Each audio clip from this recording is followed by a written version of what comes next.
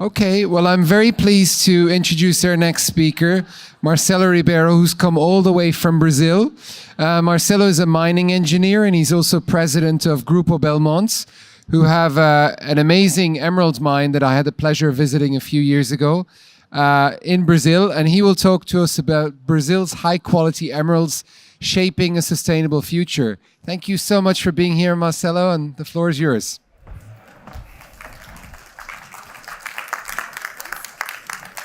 Hi, everyone. Thank you, Laurent. Thank you, INHORGENTA, for having me here. It's really a great pleasure. Congratulations for the organization of the show. It's really nice.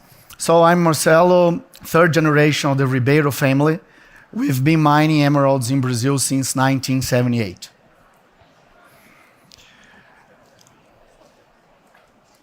It's not blinking. So we've been mining emeralds in Brazil.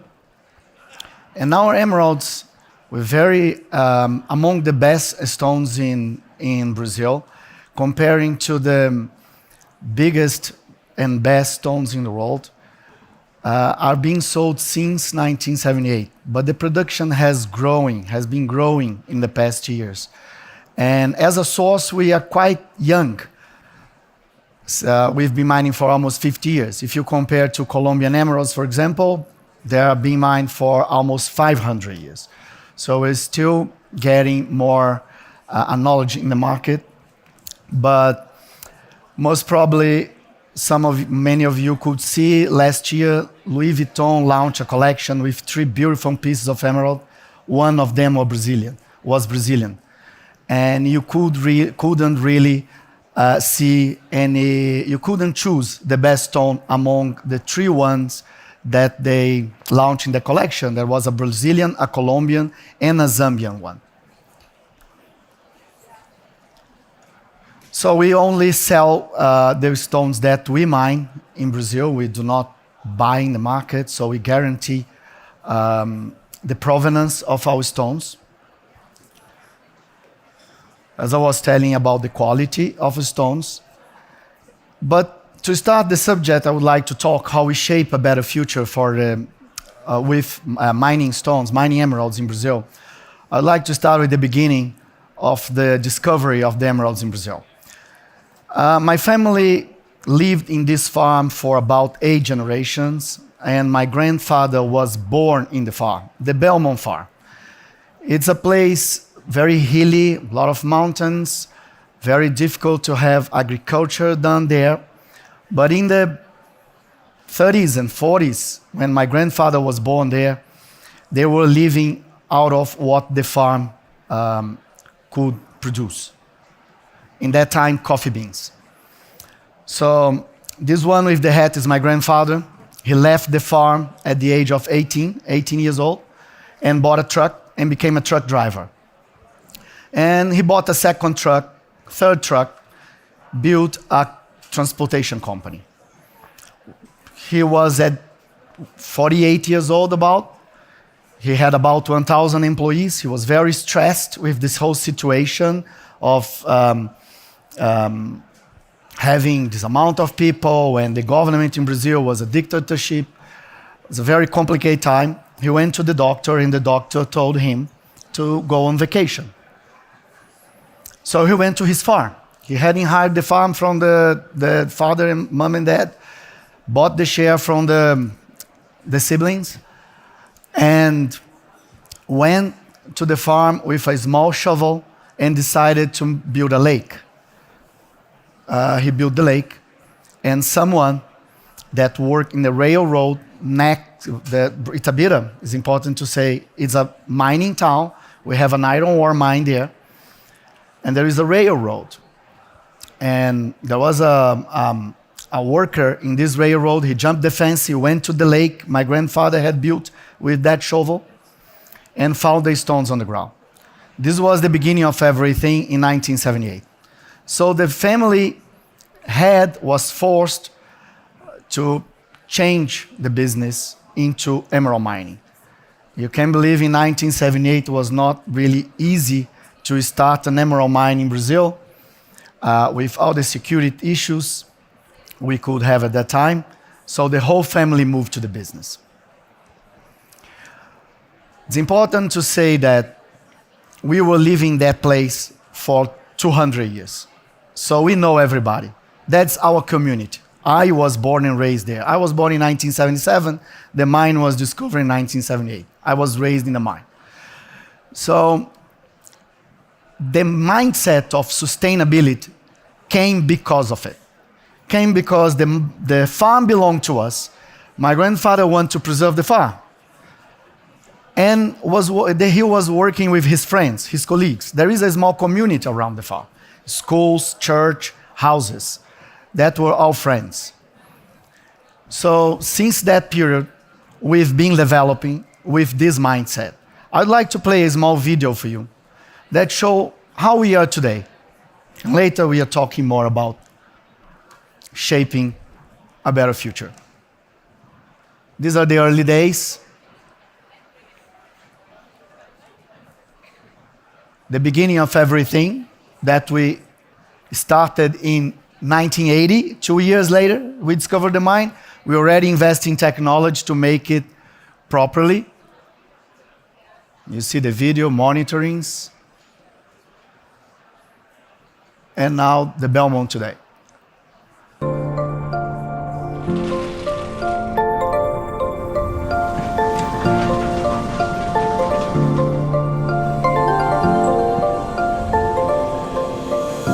In the mountains of Minas Gerais, surrounded by Brazil's lush Atlantic forest, lies the Belmont mine, where nature and technology come together to unveil some of the world's most extraordinary emeralds. Since 1978, we have been at the forefront of sustainable mining, combining tradition, innovation, and deep expertise to extract gems of exceptional beauty.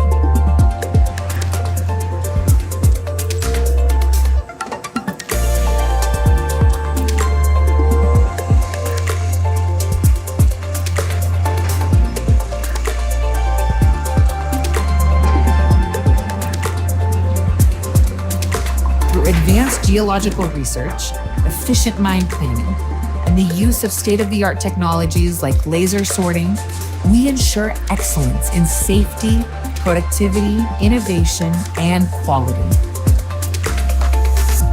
Our emeralds stand out for their deep green hue, exceptional clarity, and mesmerizing brilliance, a reflection of nature's perfection combined with our expert craftsmanship. Every step we take is guided by a deep commitment to sustainability. We treat 100% of the water we use, operate with clean energy from our own solar farm, and preserve 3,700 acres of the Atlantic forest, safeguarding nature's brilliance for generations. Each emerald that leaves Belmont improves the lives of hundreds in the Itabira community, driving economic and social development in the region. They not only enchant the world, but also help build a better future. Excellence, beauty, and respect for nature in every emerald.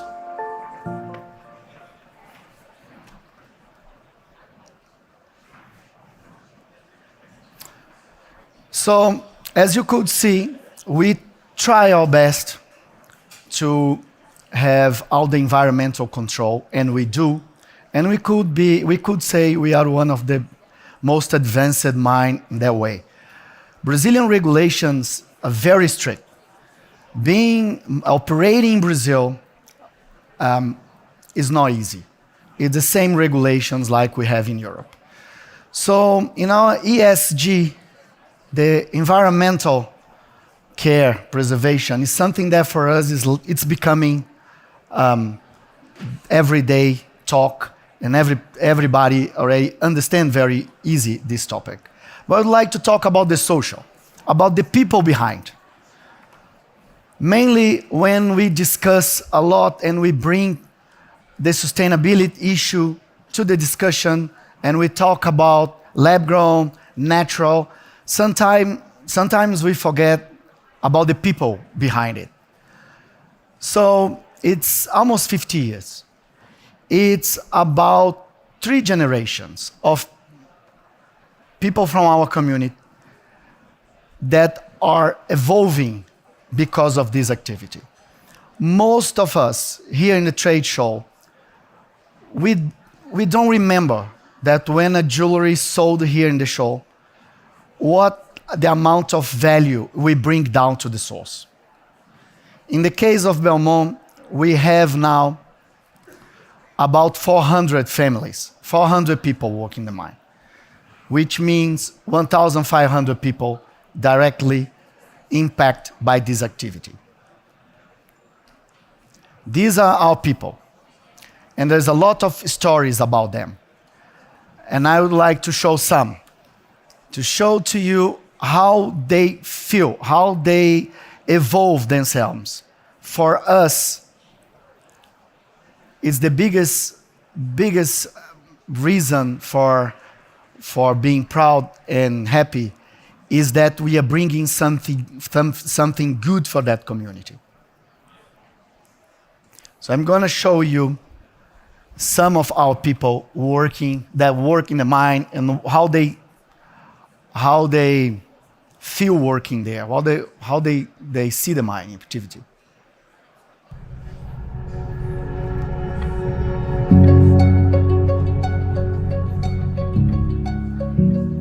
Acredito que aqui tem algo muito diferente, que é uma preocupação com a vida de quem trabalha aqui.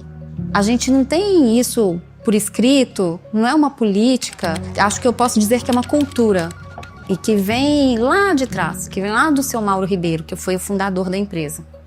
E isso vem passando de geração. Isso também permeia todos os funcionários. É algo que é sentido. Não só da troca pelo nosso esforço, pela nossa dedicação, pelo nosso trabalho, mas também de conquistar sonhos, de momentos talvez difíceis, que talvez seja difícil para a gente resolver sozinha. Os funcionários estando bem, a empresa também vai bem. Assim, a maioria das pessoas são gratas a eles porque eles fazem coisas que a empresa não tem obrigação. Eu penso assim, que Deus me trouxe para cá, porque tudo que eu precisava, eu encontrava aqui. O meu sonho era o quê? Ter um sítio, uma fazenda. Eu tive a oportunidade de comprar uma casa e a Belmont me ajudou. Então eu realizei meu sonho e quero realizar o sonho da minha família. E também ajudar os funcionários a construir esse sonho também. Eu espero que a empresa continue crescendo, mantendo a sua visão, né, de dar oportunidades para aqueles que estão com ela. É uma receita, é um modelo de gestão que tem dado muito certo, porque a gente tem visto como a empresa tem evoluído em vários aspectos. Isso tudo reflete o social, que é a comunidade que está dentro da empresa. Meu pai criou 6 filhos trabalhando aqui, aposentou. Eu estou aqui há 33 anos, né? E vou fazer a mesma coisa. E eu posso falar com muita propriedade porque eu acompanhei o crescimento da empresa. Sabe? E esse crescimento da empresa também é meu. Os valores que foram passados pela Belmont para mim, eu repasso para minha família, eu repasso para os meus colaboradores. E isso é uma cadeia, né? Meu irmão, ele foi indicado por mim para trabalhar na empresa e eu percebo quão a Belmont ela abraça não somente aquele funcionário, mas toda a família. E eu sei que a Belmont, ela iniciou esse projeto na vida dele, como me deu a oportunidade também. E a gente vai trilhar um caminho incrível aí pela frente.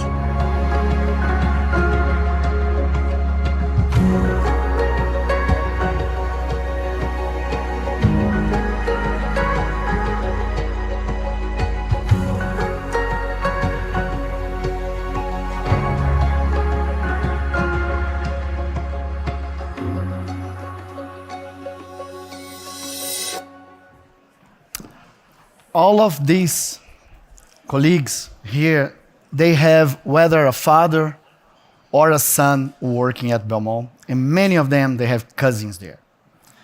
There's one thing that you probably don't know about Brazil. Brazil is a country with a GDP per capita of $8,000 per year. Germany is 60,000, the US is 80,000. 30% of the population lives with an income, monthly income, up to $300 per month. Another 30% from $300 to $600. But I'm sad to tell you that if you were born poor, in the 30% that earns up to $300, in your whole life, you have only 10% chance to move to the following tier. It's like a trap. You were born poor and you have no possibilities because the whole environment doesn't help you. You don't have such a lot of opportunities. The education is not high standard. It's difficult to have business investment that really change lives. I realize now, and I'm happy to tell you, that we've been doing this in Itabira community in the past 48 years. A person that starts at Belmont today, he already moves to the second tier. Our smallest salary is already more than 30% of the population, with no skills at all. And they usually have, and most of them, a school, a university inside of Belmont to learn. You saw mostly managers, assistant, because I don't have people with 30 years, 25 years of Belmont that are still assistant. They're all evolving, all learning how to deal with gemstones, learning how to deal with machines, going to school. Our 400 employees, all of them, they have health insurance. It's 1,500 people out of the public system, which is really poor in Brazil. Only that can allow people to evolve, to have a problem and don't need just to stay without working for a long time. There is one of our employees, maybe the oldest one, 33 years old. We have 40 employees with 40 years working for us. Anderson is a good example. His father started hand-picking stone in that belt I showed in the beginning of the presentation. There was a conveyor belt, people picking emeralds, before we used conveyor belts, or before we used optical sorters. So his father started there 45 years ago. He raised 6 kids. Anderson is now the general manager for the sorting and cleaning of emeralds. He is the guy that most understands about rough emeralds in Brazil.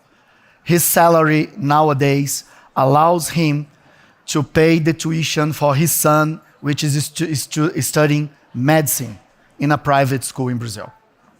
So these stories are about people that we are shaping another future. They are changing lives, that were in a trap of poverty, and that our amazing business, the jewelry business, the beautiful chain we have, not only in Brazil, I could tell you a lot of stories about India, which is $3,000 GDP per capita, 3 times poorer than Brazil. And there are amazing stories of development.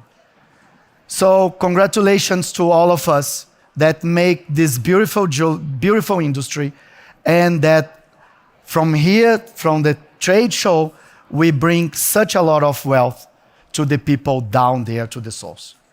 Thank you very much.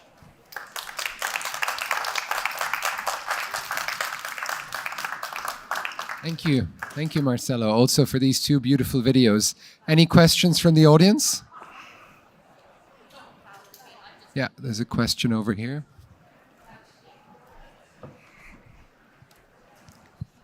So, as a mine is not endless, is there something like an exit strategy for the area, for the nature, and for the people when there are no more emeralds to mine for? Yeah, this is a very good question. Mainly in Itabira, our city, also mines iron ore. And it's one of the oldest mines in the world. And this is always a subject for us. It's not for Belmont at this moment, as we see, of course, a long life for the mine. As of now, we could mine for another 100 years. We have drill holes reaching emerald zone 500 meters deep on earth. We are mining level 180 meters, something like this. But of course, it will depend on the price, on the market, how costly it will be to go there and mine, and the price of selling. So the discussion is exactly like what I was saying. When I see my employee able to invest in education of their son, the kids, and evolve in terms of education, in terms of knowledge, they have other possibilities. We do not think such a short term.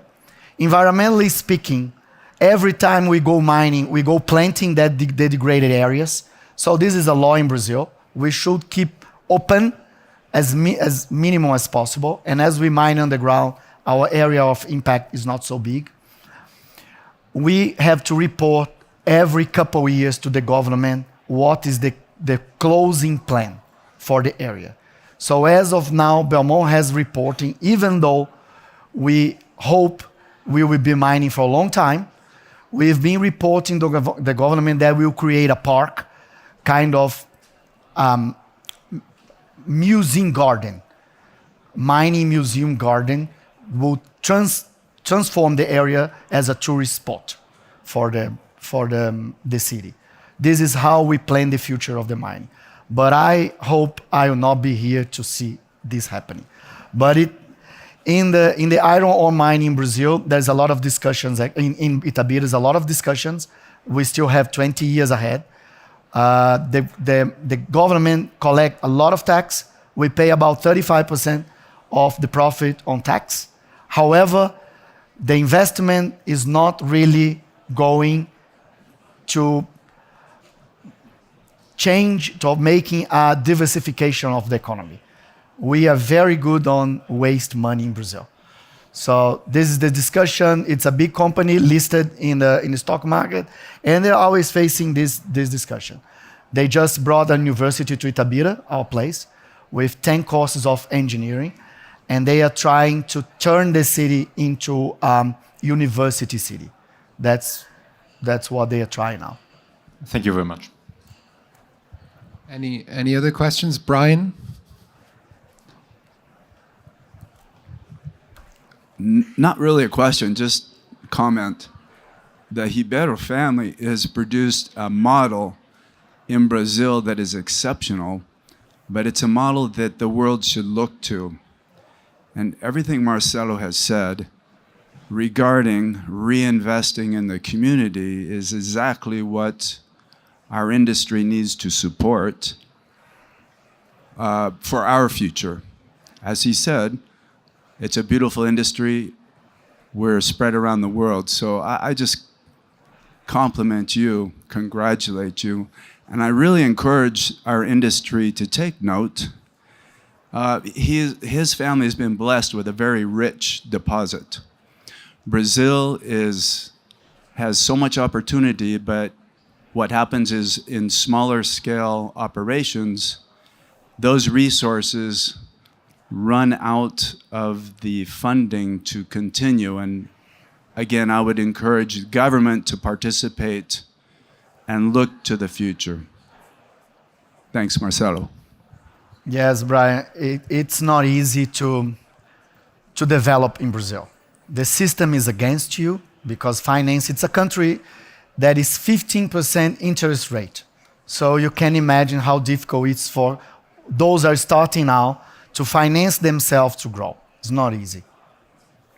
Hi, nice to see you again. Nice to My see name is Richa. I'm a journalist from Singapore, and I'm speaking at 3:30, so please don't go anywhere. But I had a quick question. One of the biggest challenges with institutional mining operations like yours is illegal incursions and pilferage. And what are the challenges that you face in this regard, and how do you deal with it? And give us a little bit insight into how the government looks upon these situations and the community for you. Thank you. We are blessed not because of the deposit, like Brian said, and we try to honor it every day. We know we don't own the mine. We have a concession of the government to mine. So we need to do good for the country, for the community. Otherwise, if it's not interested for the stakeholders around, we are not going to survive. As I told you, my family has been there for 200 years old. So it's not quite institutional. The family business is a little bit different. We know everybody. We know every family there. So we don't have this kind of incursion. Sometimes, yes, somebody try to jump the fence without a gun, just go there and try to pick something. We say, come on, go away. And nothing happens. We don't have violence. Because we know their house, we know people, we live there, we know their relatives. You know, it's a community. We belong to there. So if you invite me to mine in Zambia tomorrow, I'm saying, I'm sorry, I'm not able to. I don't know how to do it there. I know how to do in my house. As I told you, I was born and raised in the mine. I know everybody. So I don't use an armored car. I don't carry a gun. My kids are around the city going to the school walking. And everybody knows us. And we support what we can. Of course, we cannot help as much as it's needed, but we support the community. But the community must of all see the mine as a good thing for them. So mostly, I think this is the main difference of what we're doing. It's not like this everywhere in Brazil. Some areas in Brazil are much more complicated, but we are blessed to have this kind of situation. Thank you so much, Marcelo. Thank you. Thank you all.